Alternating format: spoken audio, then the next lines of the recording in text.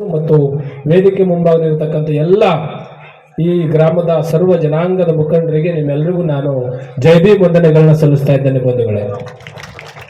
ವಿಶೇಷವಾಗಿ ಬಾಬಾ ಸಾಹೇಬ್ ಅಂಬೇಡ್ಕರ್ ಅವರ ಪುತ್ಥಳಿಯಲ್ಲಿ ಅನಾವರಣ ಆಗಿದೆ ಅಂದ್ರೆ ಇಲ್ಲಿ ಕೂತಿರ್ತಕ್ಕಂಥ ಎಲ್ಲ ಹೆಣ್ಣು ಮಕ್ಕಳು ಯೋಚನೆ ಮಾಡಬೇಕು.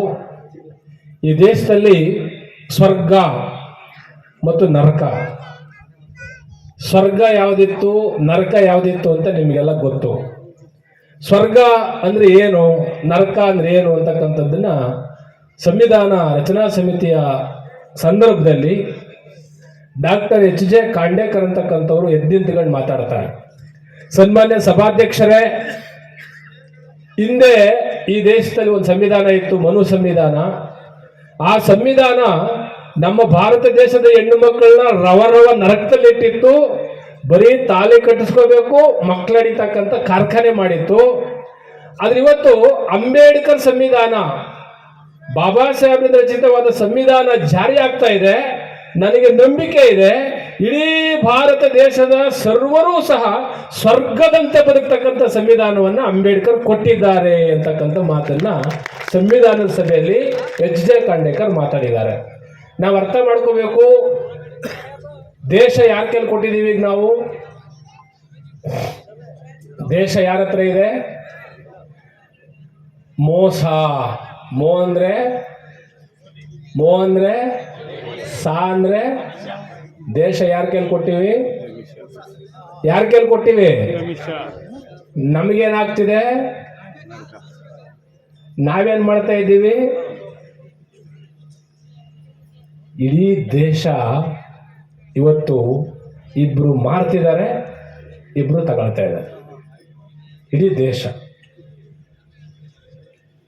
ದೇಶದಲ್ಲಿ ಇವತ್ತು ಸಂವಿಧಾನ ಅಂತಕ್ಕಂಥ ಏನು ಪ್ರಬಲವಾದ ಅಸ್ತ್ರ ಇದೆ, ಸಂವಿಧಾನಕ್ಕೆ ನಮಸ್ಕಾರ ಮಾಡ್ತೀನಿ ಅಂತ ಹೇಳೋದು, ಮತ್ತೆ ಅದೇ ಸಂವಿಧಾನದಿಂದ ಚಪ್ಪಲಿ ಹೊಲಿತಕ್ಕಂಥವ್ರು ನಮ್ಮ ಪಕ್ಕಕ್ಕೆ ಬಂದ್ರಲ್ಲ ಅಂತಕ್ಕಂಥ ಮಾತನ್ನು ಹೇಳೋದು. ಸಂವಿಧಾನದ ಬೇರುಗಳನ್ನ ಅಲುಗಾಡಿಸ್ಲಿಕ್ಕೆ ಬಹಳಷ್ಟು ಹಿತಾಸಕ್ತಿಗಳು ಕೆಲಸ ಮಾಡ್ತಾ ಇವೆ. ನಿಮಗೆ ಗೊತ್ತಿರಬೇಕು, ಸಂಸತ್ ಭವನವನ್ನ ಉದ್ಘಾಟನೆ ಮಾಡಿದಂಥ ಸಂದರ್ಭದಲ್ಲಿ ಸಂಸತ್ ಭವನದಲ್ಲಿ ಯಜ್ಞ ಯಾಗಾದಿಗಳನ್ನ ಮಾಡಿ ರಾಜದಂಡವನ್ನ ತಂದು ಹಿಡ್ಕೊಂಡು ನಿಂತ್ಕೊಂಡದ್ದನ್ನ ನೀವೆಲ್ಲ ನೋಡಿದಿರಿ. ಅದು ಯಾವುದರ ಸಂಕೇತ? ರಾಜದಂಡ ಯಾವುದರ ಸಂಕೇತ? ರಾಜದಂಡ ರಾಜಪ್ರಭುತ್ವದ ಸಂಕೇತ, ಪ್ರಜಾಪ್ರಭುತ್ವದ ಸಂಕೇತ ಅಲ್ಲ. ಸಂಸತ್ ಭವನ ಕೇವಲ ಮೋದಿ ಮತ್ತು ಶಾದ್ ಅಲ್ಲ. ಸಂಸತ್ ಭವನ ಇಡೀ ಭಾರತದ 140 ಕೋಟಿ ಜನರಿಗೆ ಸೇರಿದಂಥದ್ದು ಸಂಸತ್ ಭವನ. ಇಂತಹ ಭವನವನ್ನ ದುರ್ಬಲಗೊಳಿಸಿ ರಾಷ್ಟ್ರಪತಿಗೆ ಅಗೌರವ ತೋರಿಸಿ, ನಿನ್ನೆ ಜೈಪುರದಲ್ಲಿ ಮದುವೆ ಮಾಡಬೇಕಾದ್ರೆ ದಲಿತರು ಮದುವೆ ದಿಬ್ಬಣಕ್ಕೆ ಕುದುರೆ ಏರ್ಕೊಂಡು ಬಂದ್ರೆ 200 ಜನ ಪೊಲೀಸರು ಬಂದೋಬಸ್ತು. ಯಾವ ಸಂವಿಧಾನವನ್ನ ಜಾರಿ ಮಾಡಲಿಕ್ಕೆ ತಯಾರಾಗಿದ್ದಾರೆ ಕೇಂದ್ರ ಸರ್ಕಾರದಲ್ಲಿ? ನಾವು ಅರ್ಥ ಮಾಡ್ಕೋಬೇಕು. 75ರ ಸಂಭ್ರಮದಲ್ಲಿದ್ದೀವಿ. ಸಂವಿಧಾನ ಜಾರಿಗೆ 75 ವರ್ಷ ಆಯಿತು. 75 ವರ್ಷದಲ್ಲಿ ಈ ಸಂವಿಧಾನವನ್ನ ಸರಿಯಾದ ರೀತಿಯಲ್ಲಿ ಬಾಬಾ ಸಾಹೇಬರ ದೃಷ್ಟಿಯಲ್ಲಿ ಜಾರಿ ಮಾಡಿದಿದ್ರೆ ಈ ದೇಶದಲ್ಲಿ ಬಡತನ ಇರ್ತಿರ್ಲಿಲ್ಲ. 42% ಅಪೌಷ್ಟಿಕತೆಯಿಂದ ನರಳ್ತಾ ಇರಲಿಲ್ಲ. SC/ST ಮಕ್ಕಳಿಗೆ ಶಿಕ್ಷಣಕ್ಕೆ ಕಡಿತ ಮಾಡಬೇಕು ಅಂತೇಳಿ ಅನುದಾನವನ್ನು ಅವರು ಕಡಿತ ಮಾಡಿದ್ದಾರೆ. ಕೇಂದ್ರ ಸರ್ಕಾರ ಇವತ್ತು ಸಂವಿಧಾನದ ಮೇಲೆ ದಬ್ಬಾಳಿಕೆಯನ್ನು ಮಾಡಿ, ನಾವು ಈ ಸಂವಿಧಾನವನ್ನು ಒಪ್ಪುವುದಿಲ್ಲ, ಮನುವಿನ ಆತ್ಮವಿಲ್ಲದ ಕಾನೂನು ನಮಗೆ ಬೇಡ ಅಂತೇಳಿ 250 ರ್ಯಾಲಿ ಮಾಡಿದ್ದಾರೆ ರಾಮಲೀಲಾ ಮೈದಾನದಲ್ಲಿ. ಅವತ್ತಿನ ಕಾಲಕ್ಕೆ ಅಲಗನಹಳ್ಳಿ ಒಳಗಡೆ ಅಂಬೇಡ್ಕರ್ ಸ್ಟ್ಯಾಚ್ಯೂ ಬಂದಿದೆ ಅಂದ್ರೆ ಅರ್ಥ ಏನು ಅಂದ್ರೆ, ಅಲಗನಹಳ್ಳಿ ಒಳಗಡೆ ಬಾಬಾ ಸಾಹೇಬರು ಬಂದ್ರು ಅಂದ್ರೆ ಬಾಬಾ ಸಾಹೇಬ್ರ ಸ್ಟ್ಯಾಚ್ಯೂ ಅಂದ ತಕ್ಷಣ ಸಿಂಬಲ್ ಆಫ್ ಎ ನಾಲೆಡ್ಜ್, ಜ್ಞಾನ, ಇಡೀ ವಿಶ್ವದ ಜ್ಞಾನ ಅಲಗನಹಳ್ಳಿ ಬಂದಿದೆ. ಈಗ ಅಲ್ಲಿ ಸ್ಟ್ಯಾಚ್ಯೂ ಬಂದಿದೆ ಅಂದ್ರೆ ಅಲಗನಹಳ್ಳಿ ಅವರೊಬ್ಬರು DC, SP, tahsildar, AC ಜಡ್ಜಿಗಳಾಗಬೇಕು ಅಂತಕ್ಕಂಥದ್ದೇ Ambedkar ಆಸೆ. ನಾನು ಪುತ್ಥಳಿಯಲ್ಲಿಲ್ಲ, ನಾನು ಪುಸ್ತಕದಲ್ಲಿದ್ದೇನೆ. ನಾನು ಮೆರವಣಿಗೆ ಇಲ್ಲ, ನಾನು ನನ್ನ ಬರವಣಿಗೆಯಲ್ಲಿದ್ದೇನೆ. ನಮಗೆ ಮೆರವಣಿಗೆ ಅಂಬೇಡ್ಕರ್ ಎಷ್ಟು ಮುಖ್ಯನೋ ಹಾಗೆ ಬರವಣಿಗೆ ಅಂಬೇಡ್ಕರ್ ಕಡೆನೂ ನೋಡ್ಬೇಕಲ್ವಾ. ಪುತ್ಥಳಿ ನಮಗೆ ಎಷ್ಟು ಸ್ಫೂರ್ತಿನೋ ಹಾಗೆ ಅವರ ಪುಸ್ತಕವನ್ನು ನೋಡ್ಬೇಕಲ್ವಾ. ಇವತ್ತು ಬಾಬಾ ಸಾಹೇಬ್ ಅಂಬೇಡ್ಕರ್ ಅವರು ತಾವು ಬದುಕಿರುವಾಗಲೂ ಹೇಳಿದ್ದಾರೆ, ನನ್ನ ಜನ ನನ್ನ ಮೆರವಣಿಗೆ ನನ್ನ ಪುತ್ಥಳಿಗಳನ್ನ ಮಾಡಿ ನನ್ನ ಆದರ್ಶ ಮತ್ತು ನನ್ನ ತತ್ವಗಳನ್ನ ಮರೆತು ಬಿಡುತ್ತಾರೆ.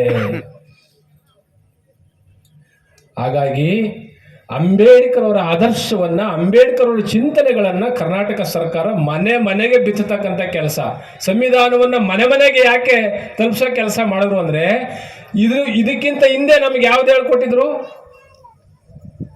ಸಂವಿಧಾನವನ್ನ ಮನೆ ಮನೆಗೆ ತಲುಪಿಸೋದ್ರಲ್ಲ, ಸಂವಿಧಾನ ಓದು ಅಭಿಯಾನ ಆಯ್ತಲ್ಲ, ಅದಕ್ಕಿಂತ ಹಿಂದೆ 25 ವರ್ಷ 30 ವರ್ಷದಲ್ಲಿ ಈ ಕೆಲಸ ಮಾಡಿಬಿಟ್ಟಿದ್ರೆ ಭಾರತದ ಪ್ರಜೆಗಳಾದ ನಾವು ಅಂತ ಹೇಳ್ತಿದ್ವಿ. ಇವಾಗ ಭಾರತದ ಪ್ರಜೆಗಳಾದ ನಾವು ಅಂತ ಹೇಳ್ಬೇಕು ಅಂದ್ರೆ ನೀರು ಮುಟ್ಟಕ್ಕೆ ಇನ್ನೂ ಬಿಡಲ್ಲ, ಇನ್ನೂ ನೀರು ಮುಟ್ಟಕ್ಕೆ ಬಿಡಲ್ಲ. ಕೆರೆಗಳಲ್ಲಿ ನಾಯಿ ನೀರು ಕುಡಿತಾವು.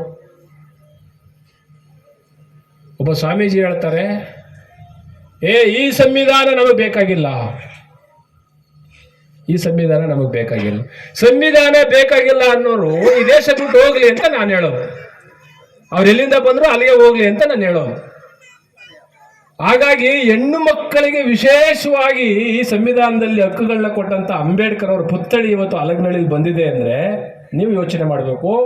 ಅಂಬೇಡ್ಕರ್ ಅವರು ನಿಮಗೋಸ್ಕರವಾಗಿಯೇ ಮಂತ್ರಿ ಪದವಿಯನ್ನ ತ್ಯಾಗ ಮಾಡಿದ್ದು ಡಾಕ್ಟರ್ ಬಾಬಾ ಸಾಹೇಬ್ ಅಂಬೇಡ್ಕರ್, ಹೆಣ್ಣು ಮಕ್ಕಳಿಗೋಸ್ಕರವಾಗಿ.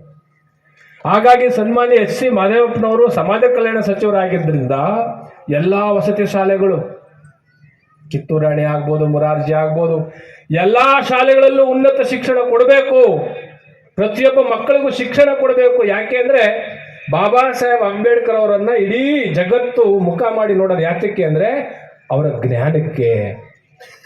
ಅಂಬೇಡ್ಕರ್ ಅಂದ್ರೆ ಜ್ಞಾನ, ಅಂಬೇಡ್ಕರ್ ಅಂದ್ರೆ ಶೀಲ.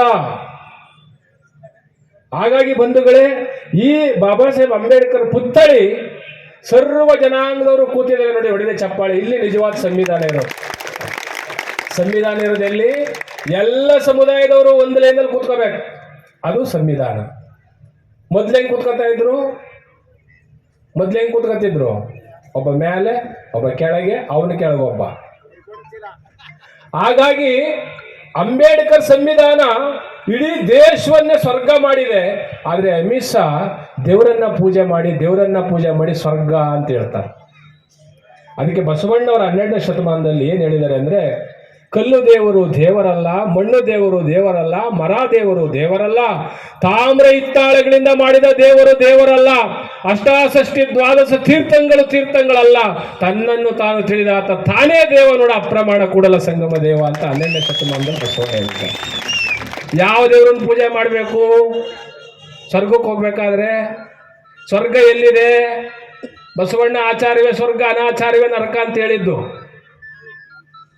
EVM ಬಂದು ಓಟ್ ಹಾಕಾರ ಯಾರು? EVM ಬಂದು ಬೆಟ್ಟ ಹಾಕಿ ಅಮ್ಕಿ ಓಟ್ ಹಾಕ್ತಾರಲ್ಲಪ್ಪ, ಅವ್ರು ಯಾರು? ದೇವರುಗಳು, ಮನುಷ್ಯರು. ಮತ್ತೆ ಅಮಿತ್ ಶಾ ದೇವ್ರು ಹೇಳೋದು ಯಾವ ದೇವರು? ದೇವರ ಹೆಸರಲ್ಲಿ, ಧರ್ಮದ ಹೆಸರಲ್ಲಿ, ಜಾತಿಯ ಹೆಸರಲ್ಲಿ, ವರ್ಗದ ಹೆಸರಲ್ಲಿ ಇಡೀ ದೇಶವನ್ನೇ ಚಿಂದಿ ಮಾಡಿದ್ರು. ಇಡೀ ಚಿಂದಿಯಾಗಿದ್ದ ದೇಶವನ್ನ ಅಖಂಡತೆ ಮತ್ತು ಸಮಗ್ರತೆಗೋಸ್ಕರವಾಗಿ ಬಾಬಾ ಸಾಹೇಬ್ ಅಂಬೇಡ್ಕರ್ ಸಂವಿಧಾನದ ಸಭೆಯಲ್ಲಿ 3 ಎಚ್ಚರಿಕೆ ಮಾತನ್ನ ಹೇಳಿದ್ದಾರೆ. ಅದನ್ನು ಹೇಳಿ ನಾನು ಮಾತು ಮುಗಿಸ್ತೇನೆ. ಹೇಳಲೇಬೇಕದ್ನ. ಈಗ ಇಲ್ಲಿ ಸ್ಟ್ಯಾಚ್ಯೂ ಬಂದಿರೋದ್ರಿಂದ ಈ 3 ಮಾತು ಹೇಳಲೇಬೇಕು. 1949 ಜನವರಿ 25ನೇ ತಾರೀಕು ಮಾಡಿದಂಥ ಭಾಷಣದಲ್ಲಿ ಮೊದಲನೇ ಮಾತು ಹೇಳ್ತಾರೆ ಬಾಬಾ ಸಾಹೇಬರು, ನಾವು ಭಾರತ ದೇಶದಲ್ಲಿ ಹಲವು ಜಾತಿ, ಧರ್ಮ, ವರ್ಣ, ವರ್ಗದಿಂದ ಹರಿದು ಹಂಚೋಗ್ಬಿಟ್ಟಿದ್ವಿ, ಹಲವು ವೈರುಧ್ಯಗಳನ್ನು ಎದುರಿಸಿದ್ದೇವೆ. ಈಗ ಅದೆಲ್ಲವನ್ನು ಬಿಟ್ಟು ನಾವು ಒಗ್ಗಟ್ಟಾಗಿ ಒಂದು ಸಂವಿಧಾನದ ತೆಕ್ಕೆಗೆ ಬರ್ತಾ ಇದ್ದೇವೆ. ಅದು ಯಾವ ಕಾರಣದಿಂದ ಅಂದ್ರೆ, ಸಂವಿಧಾನ ಇವತ್ತು ಇಡೀ ದೇಶವನ್ನು ರಕ್ಷಾ ಕವಚವಾಗಿ ಕಾಪಾಡ್ತಾ ಇದೆ. ನಾವು ಈ ಸಂವಿಧಾನದಲ್ಲಿ ಸಾಮಾಜಿಕ ಮತ್ತು ಆರ್ಥಿಕ ನ್ಯಾಯ ಅಂತಕ್ಕಂಥ 2 ಬಹುಮುಖ್ಯವಾದಂಥ ಪಾಯಿಂಟ್ಗಳಿದೆ. ನಿಮಗೆ ಓಟಿನ ಹಕ್ಕನ್ನು ಕೊಟ್ಟಿದ್ದಾರೆ.